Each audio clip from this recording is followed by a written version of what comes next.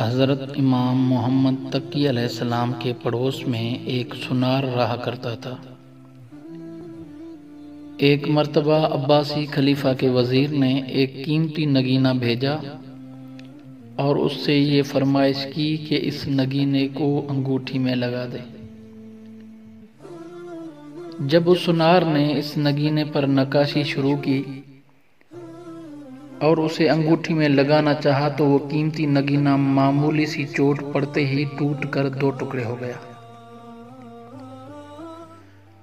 ٹوٹ جانے کی وجہ سے اس نگینے کی قدر و قیمت ختم ہو گئی، لہٰذا وہ پریشانی کی حالت میں امام علیہ السلام کی خدمت میں آیا اور پورا ماجرا بیان کر دیا۔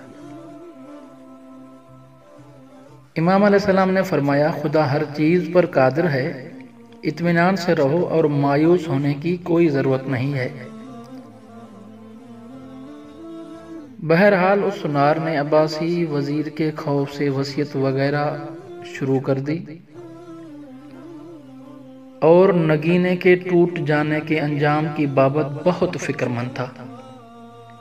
پھر ایک دن وزیر نے اپنا آدمی بھیجا اور سنار کو پیغام پہنچایا، محترم سنار، میری 2 بیویاں ہیں، میں چاہتا تھا کہ اس نگینے کی انگوٹھی بنوا کر ایک بیوی کو دے دوں، لیکن دوسری مجھے پریشان کیے ہوئے ہے، وہ بھی ایسے ہی نگینے کی انگوٹھی چاہتی ہے۔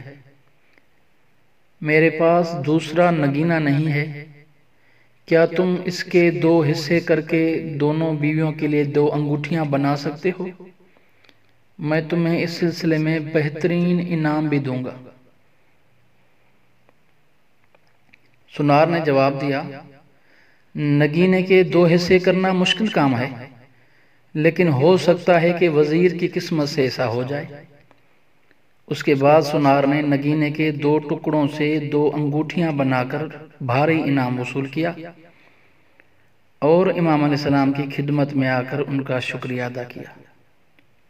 تو دوستو، آدمی کو ہمیشہ خداوند متعال کی ہی ذات سے اپنی امیدیں وابستہ رکھنی چاہیے۔